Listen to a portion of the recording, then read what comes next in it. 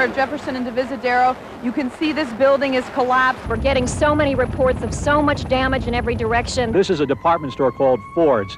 It collapsed, trapping several people inside. At least 3 people are known to have died here on the mall, perhaps 12 to 14 total in Santa Cruz. Authorities do not have a final figure. Northridge, California, 1994. This was a bomb. It went off under our complex, picked it up, threw it back down 12 feet, and crushed these first floor apartments within 4 seconds.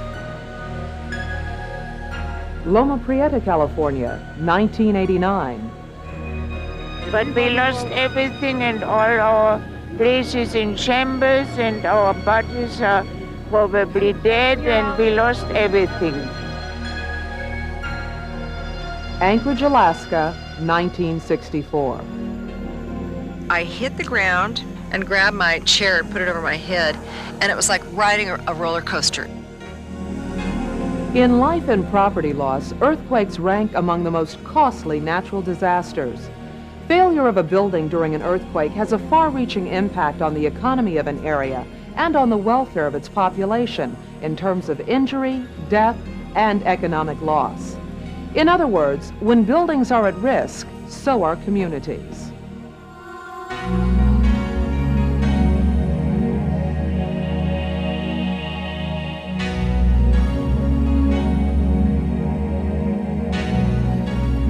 The responsibility for reducing that risk no longer rests exclusively with the structural engineer. Design and construction of a building is a team effort, and the architect can play a pivotal role. The decisions that you make as part of that team may determine if a building and its occupants survive an earthquake. The purpose of this training program is to help you make well-informed decisions when designing an earthquake-resistant building. Your Buildings at Risk textbook covers fundamental concepts.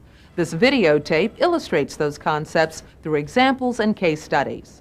And your Buildings at Risk workbook contains exercises that allow you to apply those concepts. To get the full benefit, use these components together. Begin by reading the first chapter in the text and follow up by watching the corresponding module in the videotape.